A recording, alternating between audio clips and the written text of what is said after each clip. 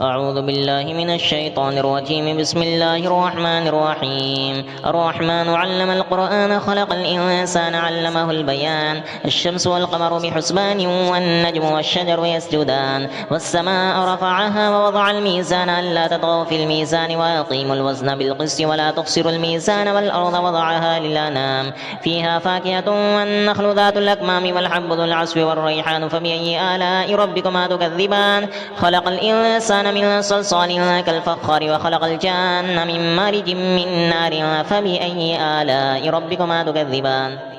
رب المشرقين ورب المغربين فبأي آلاء ربكما تكذبان. مرج البحرين يلتقيان بينهما برزخ لا يبغيان فبأي آلاء ربكما تكذبان. يخرج منهما اللؤلؤ والمرجان فبأي آلاء ربكما تكذبان. وله الجوار المنشآت في البحر كالأعلام فبأي آلاء ربكما تكذبان. كل من عليها فان ويبقى وجه ربك ذو الجلال والإكرام فبأي آلاء ربكما تكذبان. يسأله من في السماوات والأرض كل يوم هو في شأن فبأي آلاء ربكما تكذبان.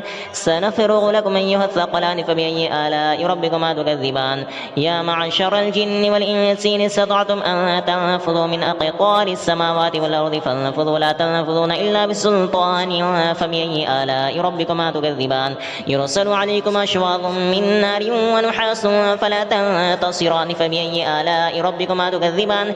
فإذا انشقت السماء فكانت وردة كالدهان فبأي آلاء ربكما تكذبان. فيومئذ لا يسأل عن ذنبه إنس ولا جان فبأي آلاء ربكما تكذبان. يعرف المجرمون بسيماهم فيؤخذ بالنواصي والأقدام فبأي آلاء ربكما تكذبان. هذه جهنم التي يكذب بها المجرمون يطوفون بينها وبين حميم آن فبأي آلاء ربكما تكذبان. ولمن خاف مقام ربه جنتان فبأي آلاء ربكما تكذبان.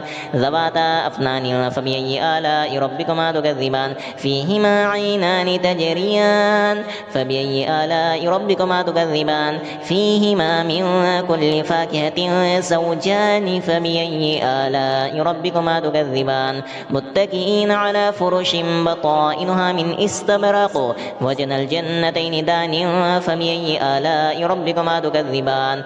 فيهن قاصرات الطرف لم يطمثهن إنس قبلهم ولا جان فبأي آلاء ربكما تكذبان.